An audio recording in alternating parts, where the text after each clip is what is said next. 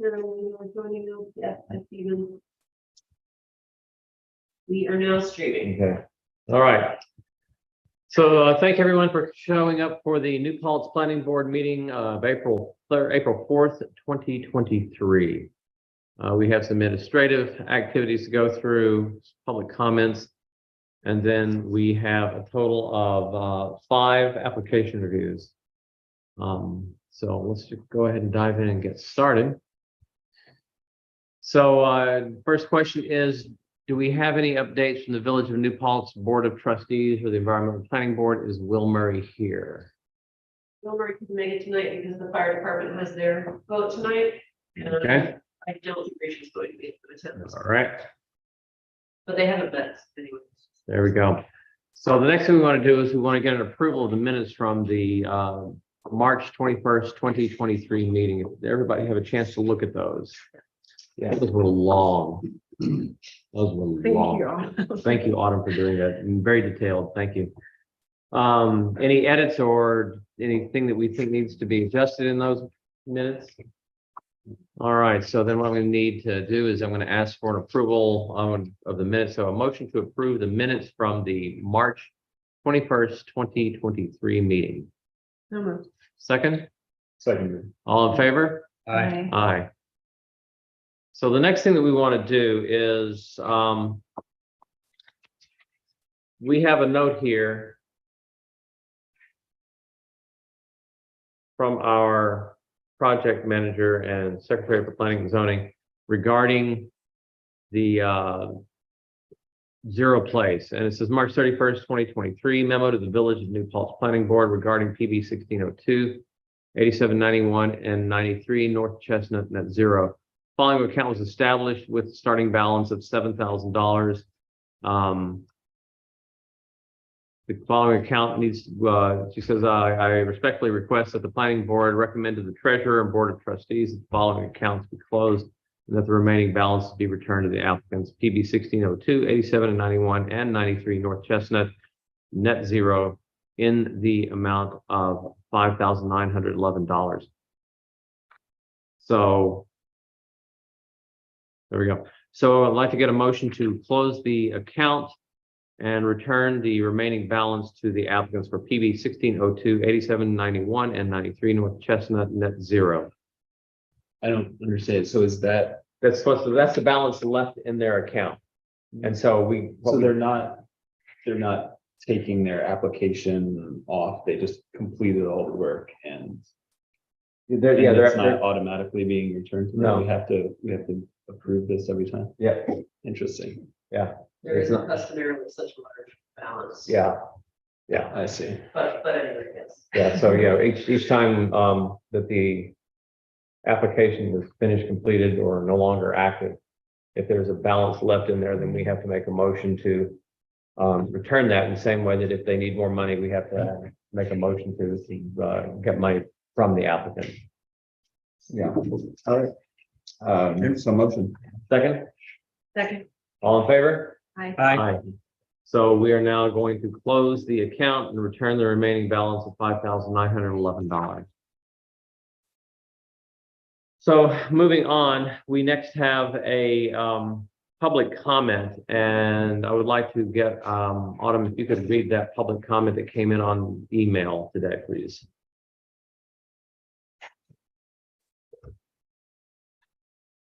This arrived this morning to the mayor and the trustees, and it was aimed at the planning board.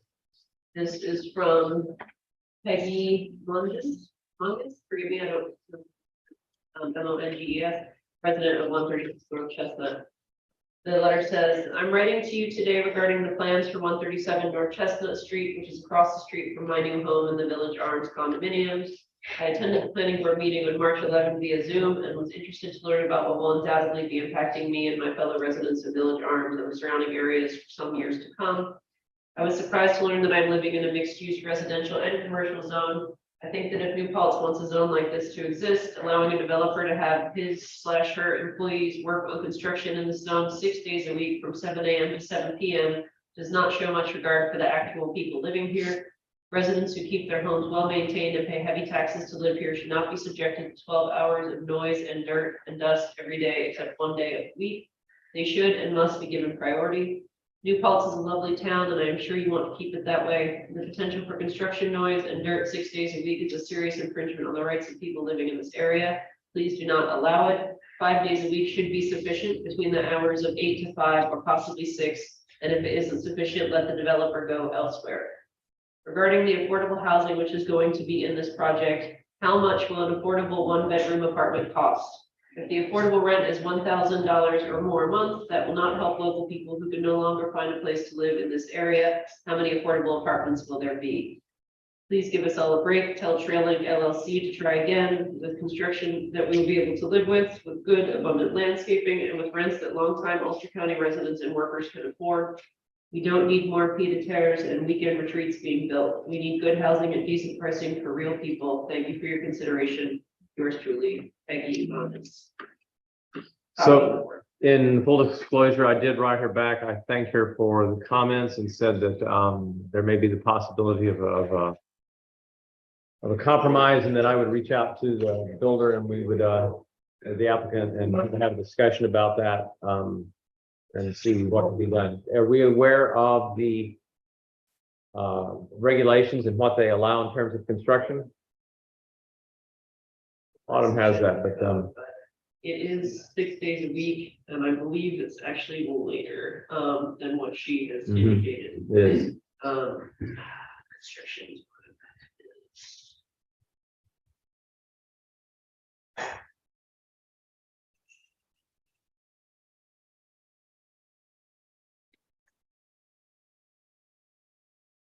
Okay, I don't have it handy. In building code, I thought it was from 7 a.m. to 7 p.m. I think it's 7 to 7. I think it's a 12-hour day. Yeah. And yeah, 6 days. And it's allowed 6 days a week, so it's actually a bit longer than what she mentions in her letter. So that we'll have to approach that and have a discussion. I know that it is a concern to the people who are facing the construction, so I'll try to speak with the applicant and see if there's any room for compromise on that. So the village noise regulations allow construction between 7 a.m. and 9 p.m. 9 p.m. Yeah. Does the NVR Well, have where it says anything different? Good question. It's in noise regulations. Yeah, it's in 143.4, it says the following are declared to be prima facie evidence of a violation of the noise chapter, and one of those is construction other than between 7 a.m. and 9 p.m. I don't know if there's something elsewhere in your building. Can we make a note just to have Corey take a look at that and give us his thoughts on it? Because it is, I knew it was 7 to 7. I think that's what I thought it was. But I think it was 9 p.m. There may be another elsewhere in a different provision, but that was the noise. Okay. All right, so we'll get some thoughts on that. Do we need a motion for public comments? I didn't think we did. I suddenly thought we did. Only So the public hearing, but public hearings, right? if Autumn may have already done it, but if not, can forward that comment to the applicant so that they have it. Okay. Okay. Is there anyone here for public comments that is online, first off? No. Okay, is there anyone here that wishes to speak in general to any application before the board? Hearing none, I guess we will close the public comments. Next thing is going to be, we have no public hearings tonight. So we will move then to application review. The first application for review is PB 2307 61 Church Street. Stephen Shuren. If you guys would like to join us, no, he's right there, he's online. Sorry. Hello. Hi. Hello, folks. Just a summary, application for site plan approval, remove an open deck on an existing family dwelling and construct a 2.5 story, 480 square feet addition. A new 130 square foot open deck. This is type 2 seeker. It's exempt from referral. Going to have a public hearing. But before we do any of that, let's listen to the applicant's presentation. So please, if you would just give us a general what you're looking to do. Sure. Well, we've got a single family residence property at the corner of Church and Church Street in Broadhead. And it's a pretty simple exterior treatment, which is just an extension out the rear. So the project consists of interior renovation, but what we're looking at is the addition out the rear, which is about an 8-foot extension. So you've got 2 sheets. You should be looking at the 2 sheets we've prepared here. The first sheet is really looking at the exterior, and the first on the left-hand side, you're going to see the existing conditions. On the right-hand side, you're going to see the proposed conditions. And the second sheet, you're going to actually see the enlargement, which shows the interior. And most of what we're looking at, most of what we're paying attention to is on the lower portion of the page, which is the proposed work, where we're extending out back. So, each floor is going to get an 8-foot extension out back.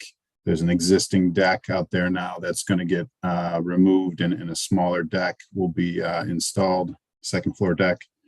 And when you look at the zoning regulations, the bulk chart, you're going to see some asterisks there down by the setbacks, because we have some pre-existing non-conformances in terms of setback. If you look at the first sheet, that's going to be on the right-hand side of the building. There is an existing portion of the house, a single-story portion that's right up against it's probably about a foot off the lot line there. So we're staying away from that area and just extending the portion of the building that is not encroaching. Okay. So the proposed lot coverage is 32%. Right. So actually, would you like to just kind of weigh in a little bit on this and give us your comment? Yeah.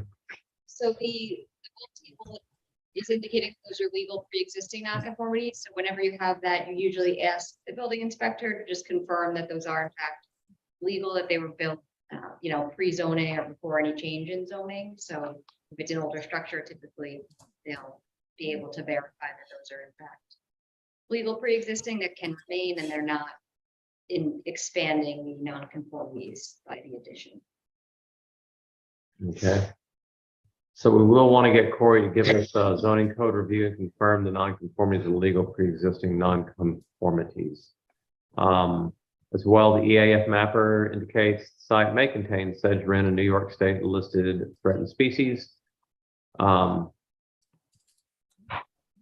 the applicant should submit the plan to DEC Wildlife Division and obtain a determination of any potential impacts to the species. And I think these are all in the notes that you should have received or will receive. One more thing I had noted that on sheet PP1, it says that the new deck is 130 square feet, but then the second sheet indicates it's 132 square feet. So just to Yep. those dimensions consistent. Got it. Okay, so we're going to I'd like to get a motion to classify this as a type 2 action under seeker. So motion. Second? All in favor? Aye. So the next thing we want to do is to discuss setting an escrow. It has been suggested that we make the escrow at $2,000.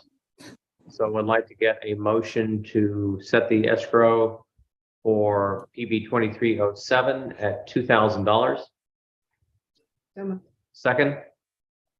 Seconded. All in favor? Aye. So we just have a few things here to get that zoning code review.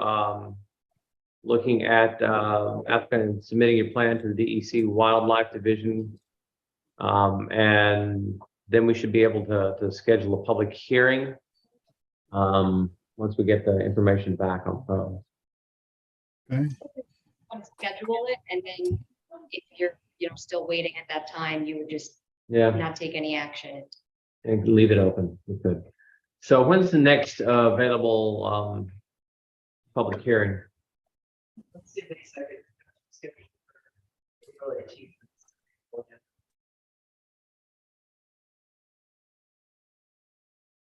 All right, so we're going to then have the public hearing set on May 2nd. So I'd like to get a motion to set the public hearing for PB 2307 for May the 2nd. So much. Second, Seconded. all in favor? Aye. Aye. So we have you then set on the for a public hearing, get you some time to get some of these things done. Sure. And to get the information back from Corey. Sounds And reach out to Autumn in regards to the escrow, and she can take care of all the forms and everything you need. Okay. Okay, Thanks so much. thank you very much. Appreciate it. Take care. So the next item that comes up is PB 2308, 5 Prospect Street, Prospect Estates. Application for site plan to demolish an existing family dwelling and construct a new 2-family dwelling. Site, either. So we're gonna do, it should be a type 2 under seeker. It's exempt from referral. It is not exempt if there's an increase in parking that's required for the new 2-family, so because they're, Okay, so if they, I don't know if I had mentioned this in my comments, but if there's a bulk table added to the plan that shows the existing number of parking and then the proposed, because if they're gonna require new parking, which typically if you're going from 1 family to 2-family, the code probably has greater requirements than what's existing there currently, so that would have to go to the county. okay. John, I think the property is a 2-family in existing 2-family. At 5 Prospect, I know, I think, Well, I think we have that at 7 Prospect. And 6 and 5 prospect. I was going by, Yeah, it's 2-family. yeah, I was going by Corey's memo said it was an existing single family. Yeah, no, it's a 2-family.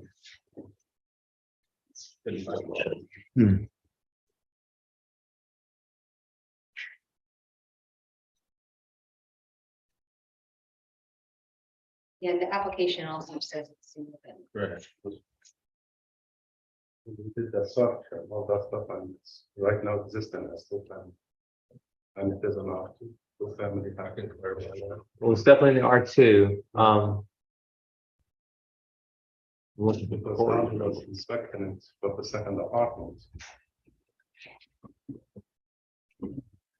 So if it is a 2-family, Well, the question really is how many parking, what's the existing parking situation, and then what does the code require? And if the code requires additional than what is there currently, then that just triggers the Ulster County Planning Board review, so. Not a major Mhm. setback or anything, just. So is there an increase in parking is the first question. I'd have to check to be sure. Yeah, I don't know exactly what's there now in terms of designated parking, because there is 2 big garage there. Right, 5 spaces. 4 or 5 parking on the right then. right, because we're gonna have 7 spaces. Yeah, and I think you do have 7 now. I'd have to check that. Okay. Let's get that checked so we can make a determination.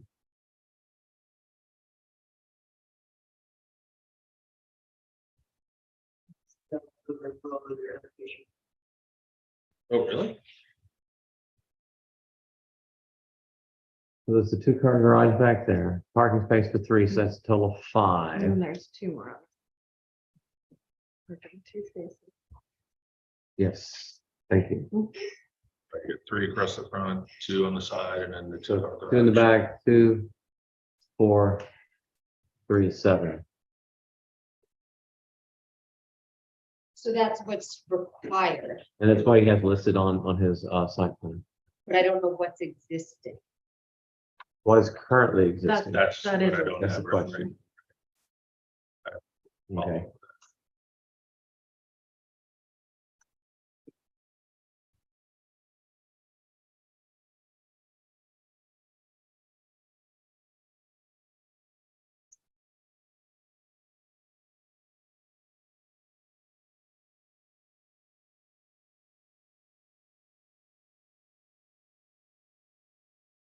Okay.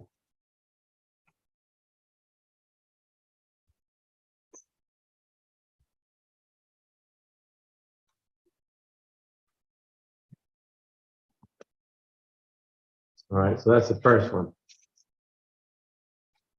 Um.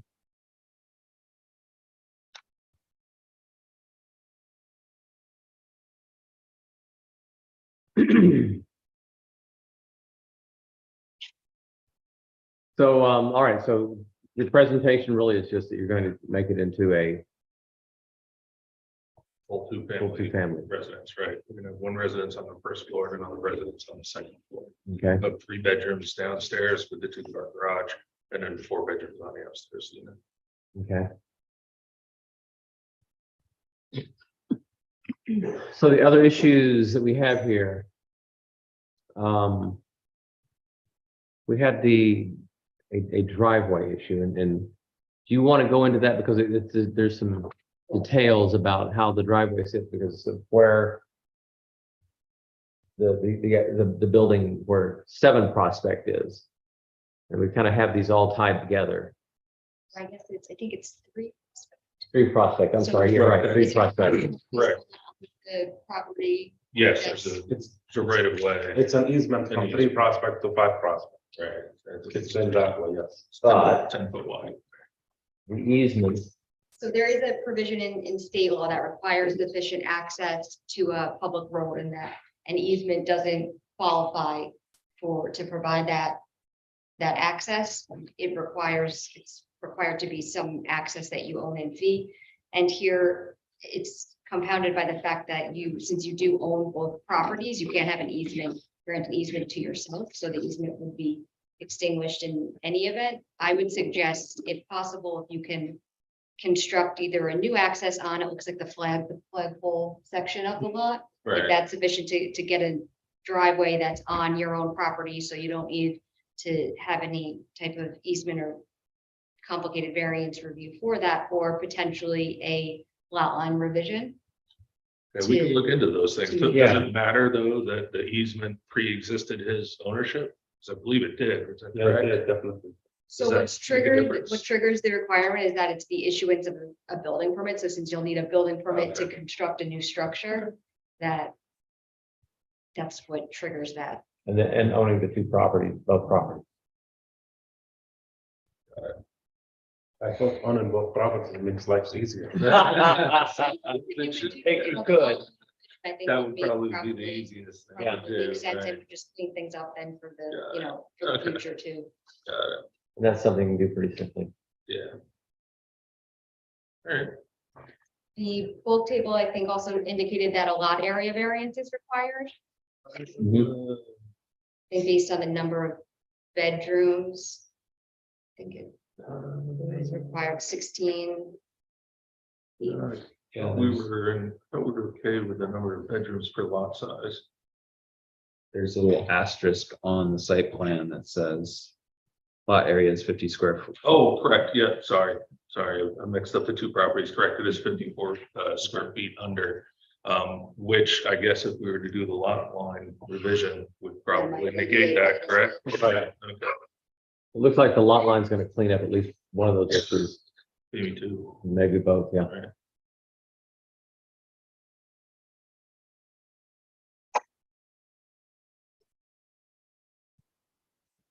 What else? We got the EAF that needs to be signed.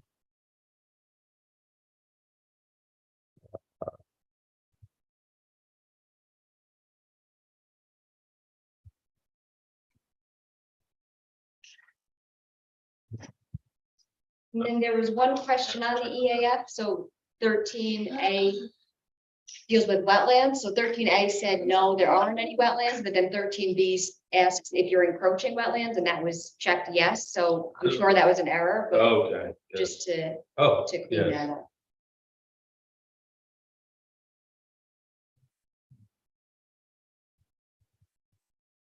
Yeah. Also, the mapper noted that the property was either near or contained a something that's on the historic register. I think it's the proximity to the historic downtown district is Yeah. likely what triggers that. Yeah. I just wanted to make sure if you could just verify that. Sure, I don't think. there's I'm anything else. sure that's what it It's is. gotta be, Yeah, right, there's right. nothing else. No other historic district close by. Right.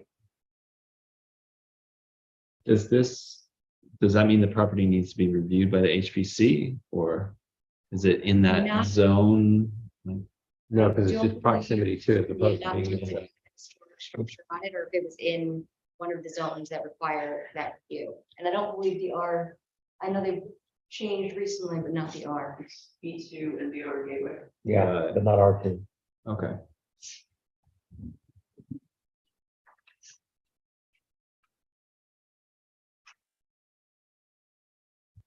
The other items, it would be a type 2 action under seeker if you did want to classify that. Yeah, we're gonna do that. I just Although want to, actually, if they're gonna do the lot line revision. gotta wait. Yeah, right.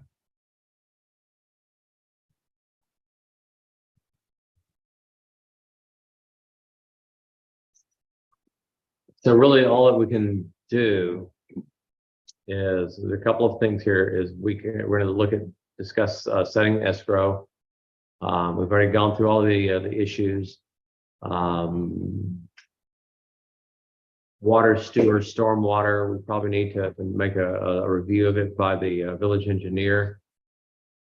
And then, do we need to, So you won't. we don't need hear to, the ZBA. right, yeah, I would wait and see Yeah. what the new plan shows. Yeah. leave that. So, okay, so, we were looking to set the escrow at $2,000. So I would like to get a motion to set the escrow for PB 2308 at $2,000. So motion. Second, Second. all in favor? Aye.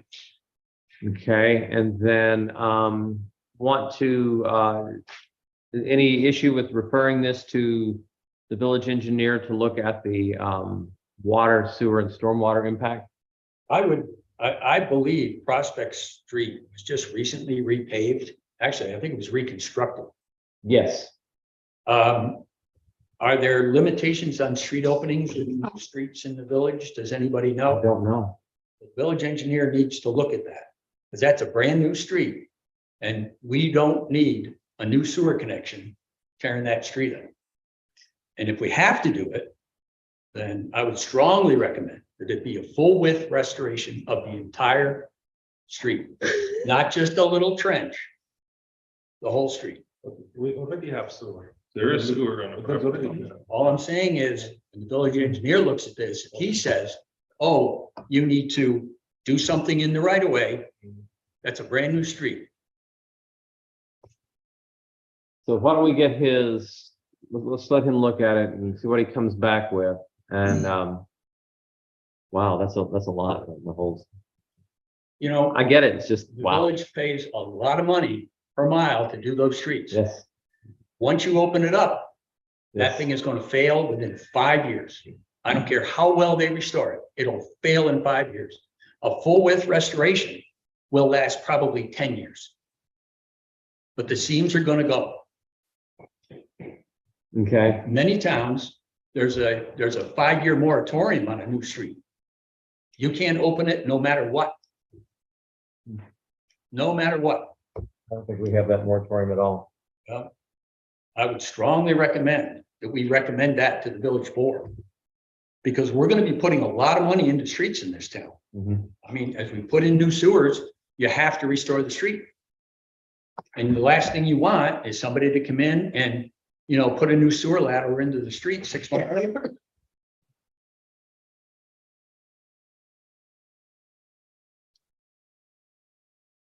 Anyway, let's let the village engineer have his or her say. Yeah, that's an interesting topic, and we probably should, at our next meeting, devote some time to actually talking about it after Dennis gets a chance to look at it and making that recommendation.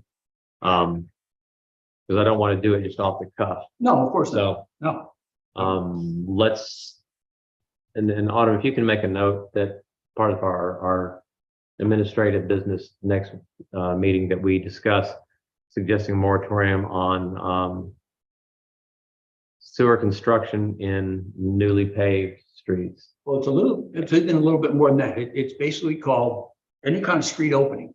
So for instance, you know, there could be a brand new street that, you know, it's brand new paved street. There's a vacant lot on it. Somebody needs to put a driveway curb cut into it. You're opening up the street when you do that. Now, the village engineer may say, okay, you can do it under these conditions, but that should be sent to the village engineer. So it's not just sewer connections or water connections. It can be curbs. And I know there's not a lot of curbs in the village, but it could be a curb line that's being, anything that's in that roadway right away that's being disturbed. The village should take a look at it when the street is brand new, Okay. no matter what it is. Okay, so let's make that as part of our administrative business coming on, and hopefully you'll be able to lead us in that discussion a bit more. Sure. So for right now, what we want to do is, sorry, I lost my place. We want to get a motion to refer this to our village engineer for the review of the water, sewer, and stormwater. So move. Second, Seconded. all in favor? Aye. So that will be sent over to our village engineer for review. Other than that, if you can get those small issues cleared up for us and get it back, that will help us out. And once we have that information, report back from the village engineer, we'll be able to move forward pretty quickly. All right. Great. Don't go away. We are now going to look at PB 2309, 7 Prospect Estates. You look just like the last applicant. almost. Deja So vu. familiar, all over again. So, application for site plan review, approval to construct an addition to an existing single-family dwelling and convert it to a 2-family dwelling. Secret type 2 action, exempt from referral.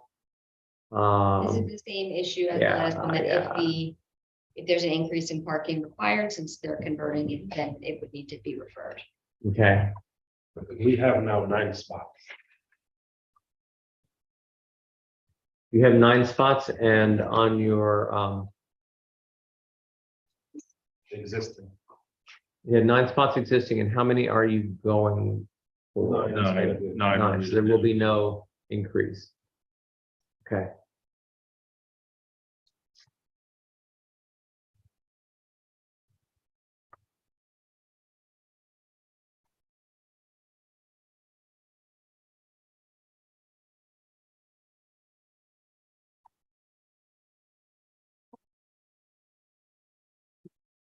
We all are, buddy, we all are. If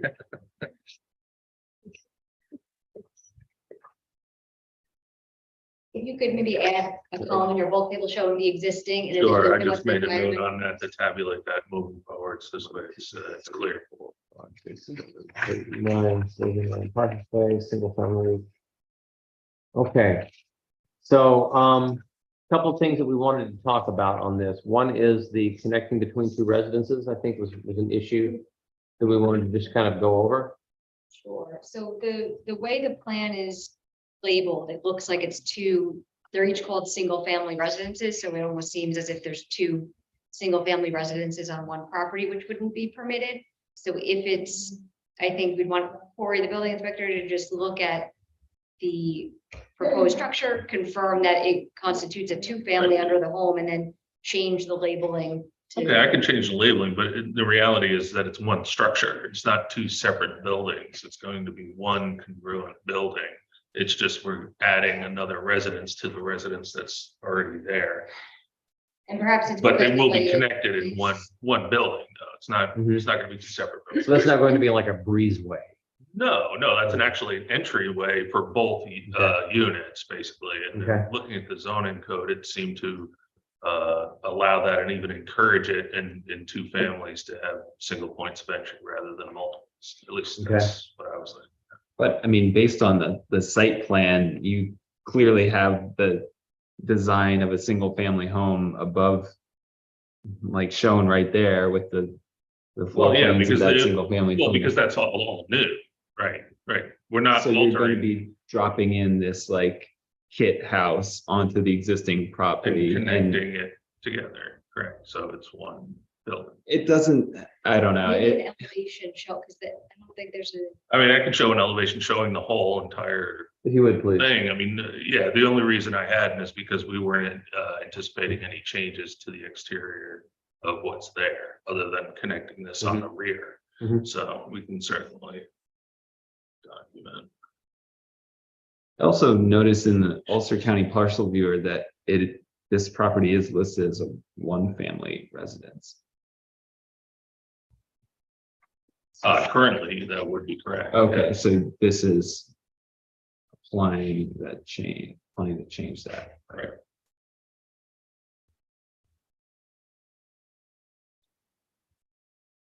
Go over that again for me. So it's listed as a one family. Yeah, and this application is to convert it into Right, a we convert it two-family. into two.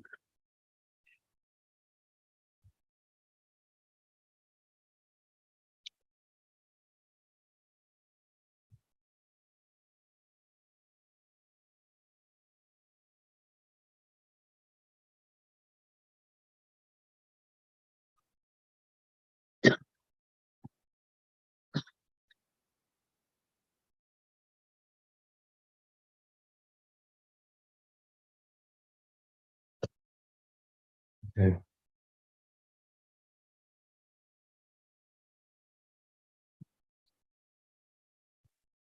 Okay, so we've given you the issues that you need to complete for us. What we're going to do is, We didn't discuss the site plan indicates that it's using permeable pavers, so the details for those will need to be submitted, reviewed by Corey to make sure that it's a true permeable substance, since their lot coverage is close to the maximum. Sure. And also with the EAF, if you could submit that signed, and then also it was missing the second page and it was missing the mapper summary.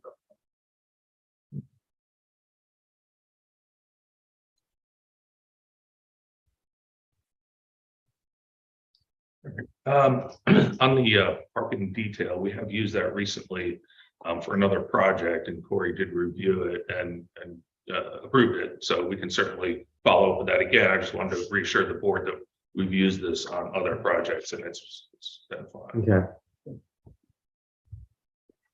So max impervious coverage is 30%, existing is 31%.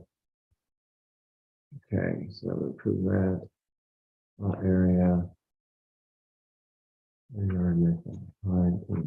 Story.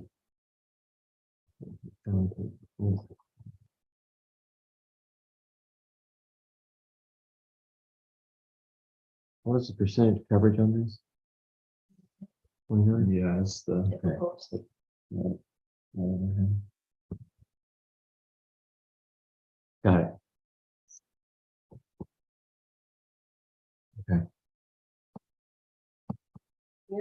Question. Yes, ma'am.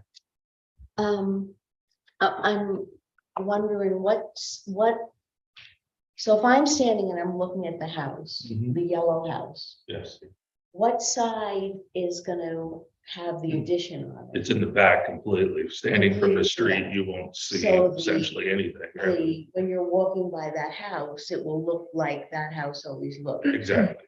And so any work will be on that side. and Completely to the So rear. not imposing on the property on the other side. Absolutely, yes.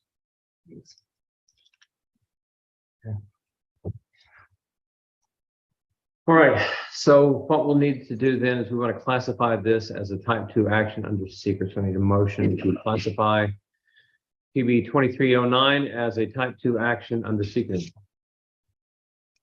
A motion. Second, Second. all in favor? Aye. Aye. We're going to do the escrow at $2,000 on this. We need a motion to set the escrow at $2,000. So move. Second, Second. all in favor? Aye. And then we're going to get a motion to refer this to the village engineer for the review of the increased water and sewer usage. We need a motion to refer this to our village engineer. So move. Second, Second. all in favor? Aye.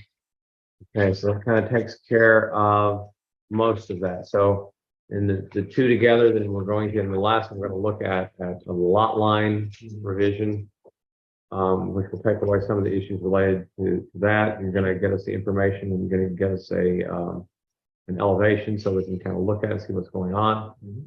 And then we'll get the information back from our village engineer and we'll push on him to kind of put that forward a little quickly. Okay, Great. that's it. All set. Thank you. Thank you. Thank you. Okay. So the next thing that we are going to do is we are going to move to application number 4, PB 230398 Chestnut Special Use Permit for Dispensary.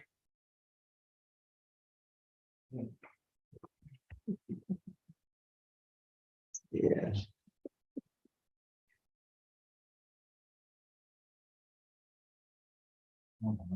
So we can have a discussion about the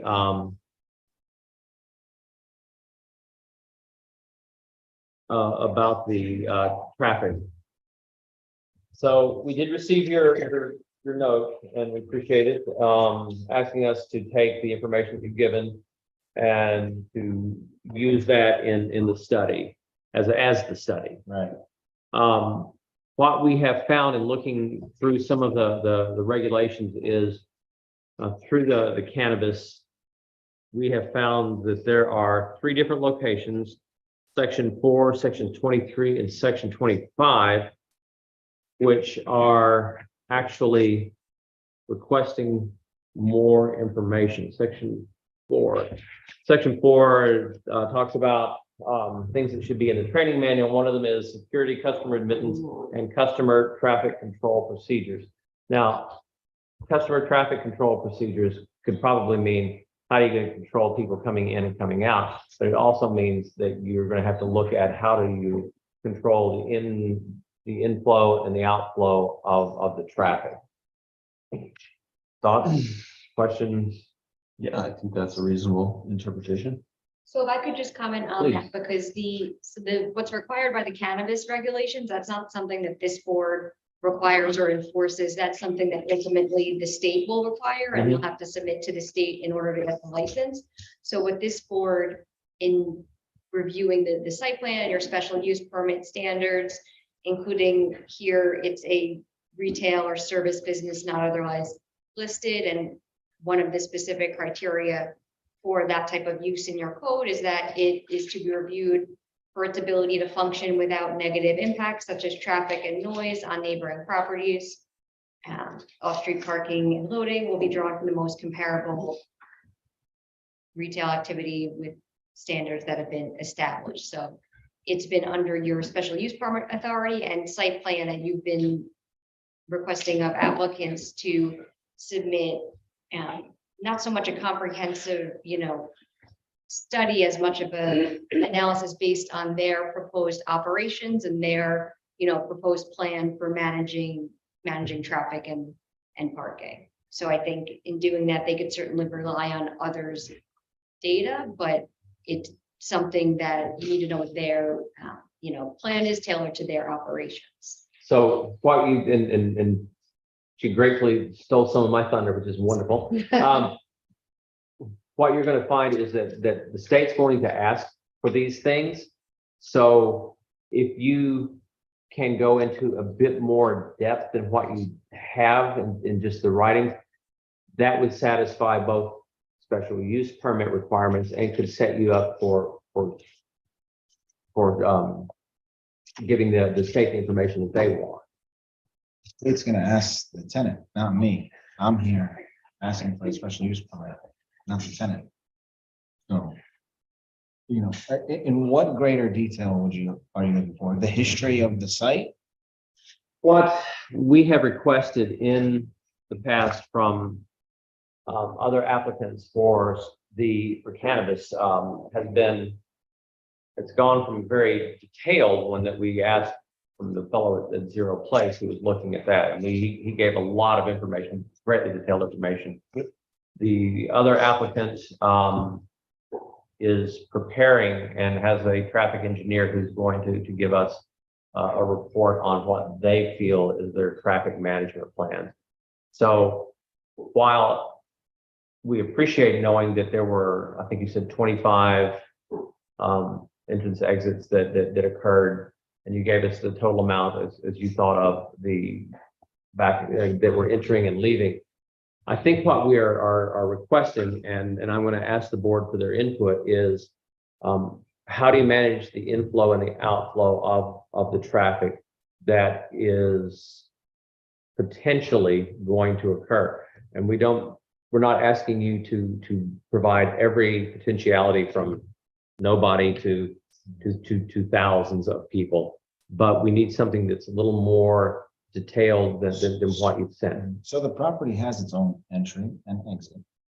And, you know, so more detail than the average customer account than we're gonna get. I'm not sure, you know, really what more than that you want that's other than, you know, I really can't even think of what there's a designated entry and a designated exit. We're adding spots to mitigate the fact that there is gonna be some traffic. We were told an estimate of 25 customers per hour. I previously used to do almost 38 customers per hour. Okay, so we have doubled the parking spaces that were there to accommodate people that could potentially be there for an hour, but in theory, they're not. They can't. They have to purchase and leave. That's OCM law. So no one's going to be hanging out, taking up parking spaces in this lot. So, you know, this parking lot, there's going to be 24 spots. Main course has 10 parking spots. Angel Nails has 16 parking spots. McDonald's has 32 parking spots. I'm just trying to give you a picture of other busy lots that have and what their counts are and how they have entries and exits. Now, all those spots, they all have separate entries and exits.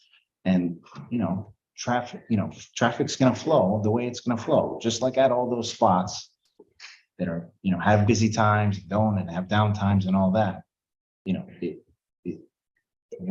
Sorry if I can, it's just, you know, I've expressed that knowledge and I think that I believe that what you just stated about what the tenant will be required to apply for or propose to the state in order to achieve or retain their license is separate from what we're doing here.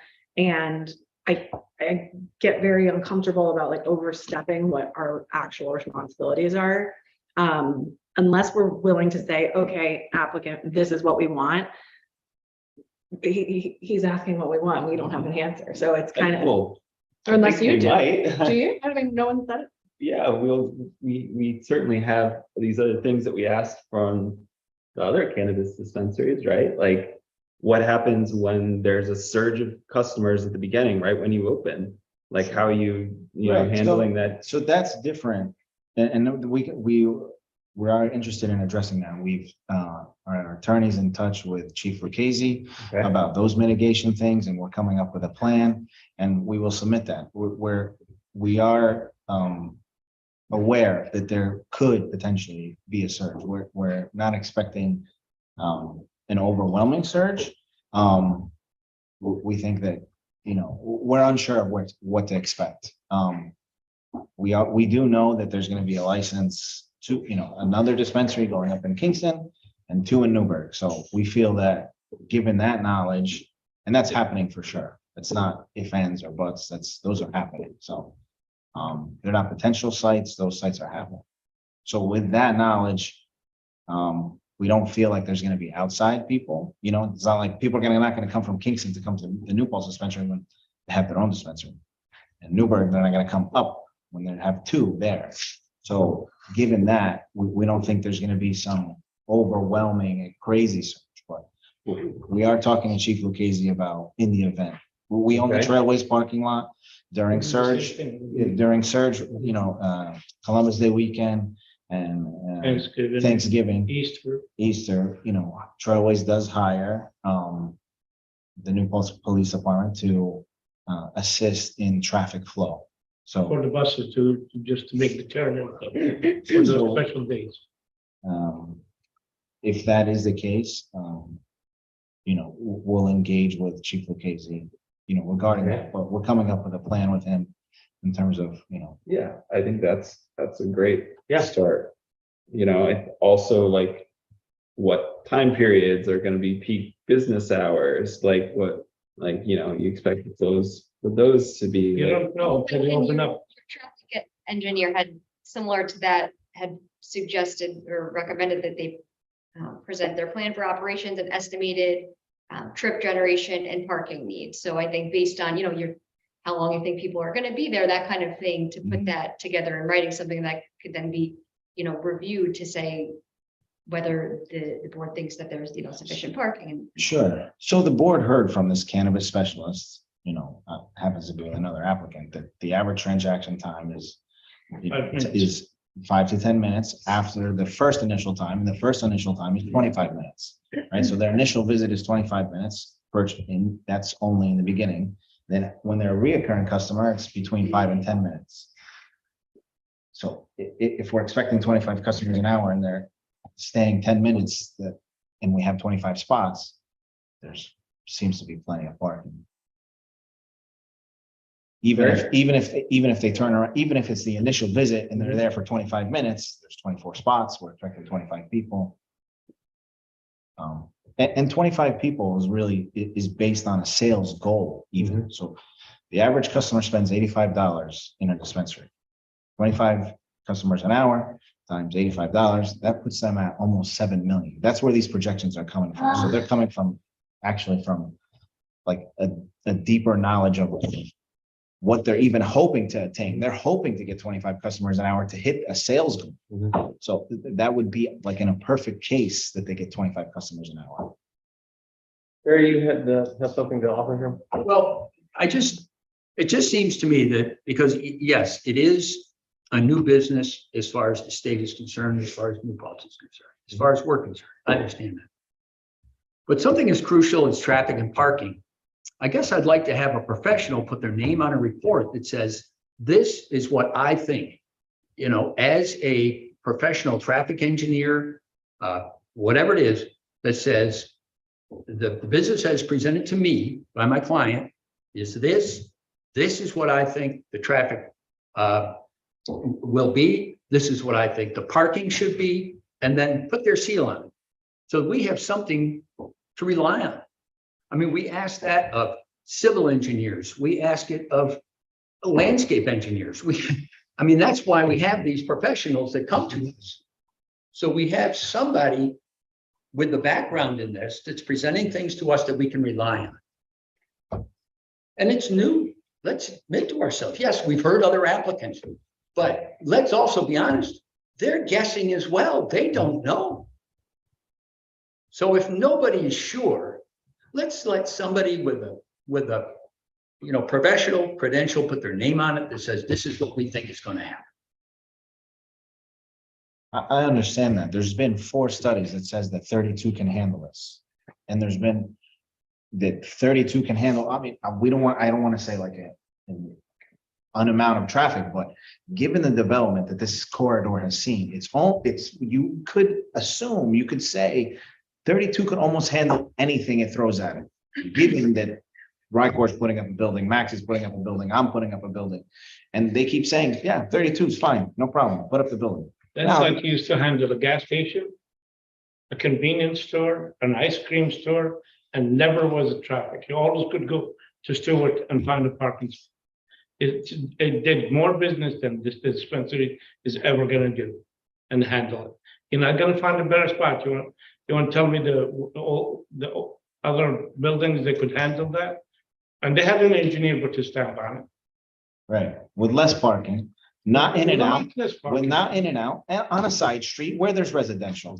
Meanwhile, this is on 32 with a designated in and out. And none of And those has spots more have spots. 25 spots of parking. Most of them, they have 8 and 9 and 10, and you approved them. And now a spot like this used to handle gas pumps. All the time they're busy, there's 4 spots in there, and had less parking. And was handling all the business they did at Stewart. So what's the path forward? Because I feel like, this is like Yeah. a merry-go-round that I would love to. Plus, I'm not the tenant. There's somebody who's No, gonna I- run it. Like, He's gonna arrange it for the best, for the traffic to flow, he's gonna deal with it. I'm here just to get into that building, is it suitable for dispensary? That's it. I'm not gonna operate it. I have no knowledge of operating or applying for it, For the license. for the license. so is this something- That stuff is gonna be for the tenant when he comes, we'll bring him to you. Yeah. And he, All right, give us a moment here. So sure, the path forward, do we want to request that a traffic study be done? Do we want to take, ask that the information that you have collected be presented in a more formal manner? Do we say that this is all the responsibility of the tenant to get this information? And that's the other thing to point out, I think. But for example, Lucky, whatever that, like she's applying for a permanent and she's the tenant and so I think it's a little bit of a discrepancy. So, I mean, I don't know what, like I said, what the next step forward is, but if it's a matter of us deciding or voting, or anything, at least so that both sides can manage what we need to do now, because I just would hate for another meeting to come where we still have the same conversation.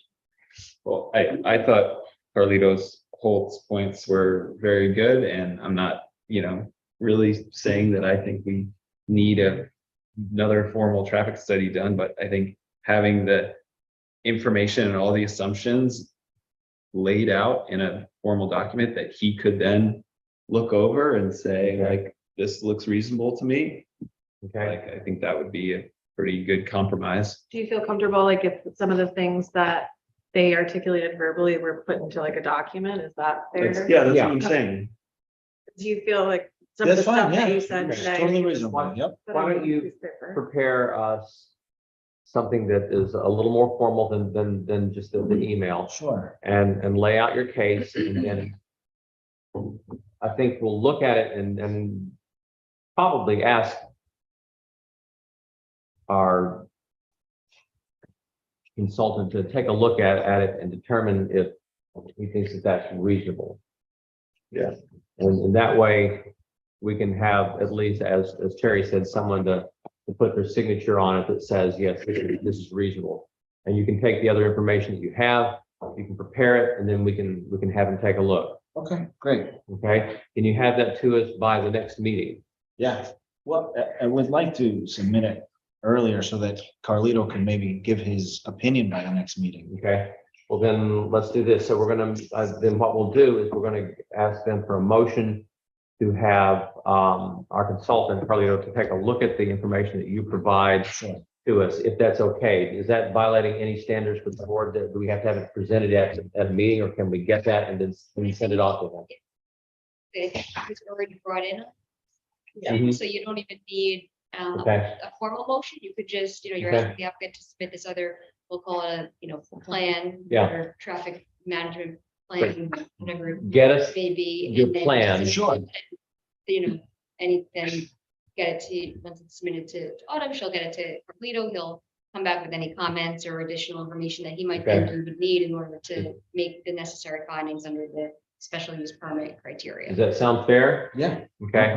Yep. So get that to us and get that to Autumn, and then Autumn, as soon as it comes in, please let me know. Notify the board that you've received it, and then let's talk to Mr. Holt. Let's send him an email tomorrow saying, please expect this to come your way in short order, and that way, at our next meeting, perhaps we can have him come back and say, I reviewed this, and it's missing this, that, or the other, or I reviewed this, it's complete, and it makes sense that. Okay, Okay, all right, so that's what we're gonna do. Great. Okay, okay, thanks so All right. much. Thank you. thank you. Thank you. Thanks. Okay, so this leads us then to the last one of the night. Yeah, see how much faster we're going this time as opposed to last time? This is great. You're cruising. John, Cruising. you're cruising. So this is going to be a site plan review for PB 2310, 23 Mill Rock Road.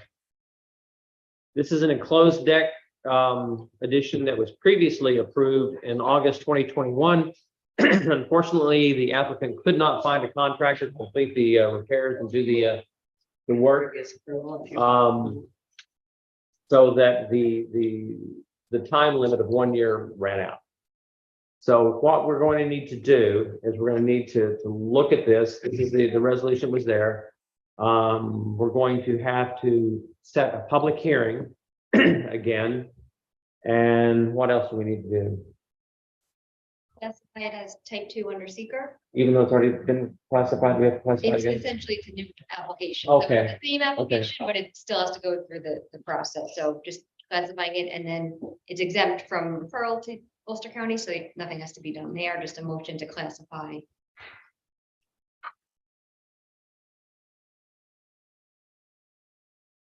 And then set a public hearing. Fight, I'm gonna lose the contract. Contractor again.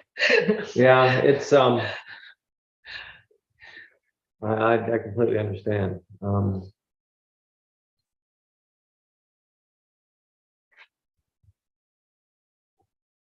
Can it be included in our next? Well, we can move it as quickly as possible so that you can have that. But as soon as we go through the public hearing and get that, the clock starts ticking. So it'll start at that point. But you have a contractor now lined up? Yeah, I mean, yes. Oh, you do? Yeah, Okay. that's what she's Well, saying. then- Okay, I'm sorry, I misunderstood. I'm afraid that we're gonna lose the contract No, no, no. to something else. Let them know that we are working on it rapidly. So first thing we want to do then is we want to get a motion to classify this as a type 2 under seeker. So moved. Second. All in favor? Aye. And then we want to set a public hearing for, when's the next one we can set for that you guys think you can get it done? No, we've got 2 already, right? Yeah, we've got 2 scheduled for April 18th. The next meeting would be May 2nd. So can you get it done by April 18th? Because, Well, in other words, that means that your public hearing notices have to be mailed by the 8th, which is. We'll do it like. We'll do it. We'll do it whenever, all right, like, so we're gonna go out on a limb here. So, all right, so motion to set the public hearing for, April 8th. Second, 18th, I'm sorry, 18th. Second. All in favor? Aye. All right, so, now the onus is on you to get that done. Reach out to her tomorrow. This isn't. It's less common now, but for a while it was fairly common that we had several applications that were not able to complete or start work by the deadline. So, well, you know, you've already done everything, you've already gotten everything together. Here's the resolution that was passed. And so we'll just have to, Update that Get it. resolution for the next meeting. perfect. Thank you so much. Yeah, thank you. We We really appreciate it. No, we did not set an escrow. I mean, really, it's not much. $500? Yeah. So we're setting it for 2,000 and how about $500? So an escrow that way just covers the cost that she has to get a lot of this stuff done. So I'm looking to set the escrow for PB 2310 at $500. So move. Second, Second. all in favor? Aye. Aye. So there you go. Now we submit where, when? Send you a submitted through. Yeah. Yeah, and it just will help us cover some of the costs that are needed to get everything done, cover our attorney's time. And we'll have it all done. 4/18 will be here with the public hearing. Hopefully it'll go smoothly. 419, you'll break ground. Yeah, 4/19 need to start working. All right, Thank you so much. okay, thank you. We appreciate it.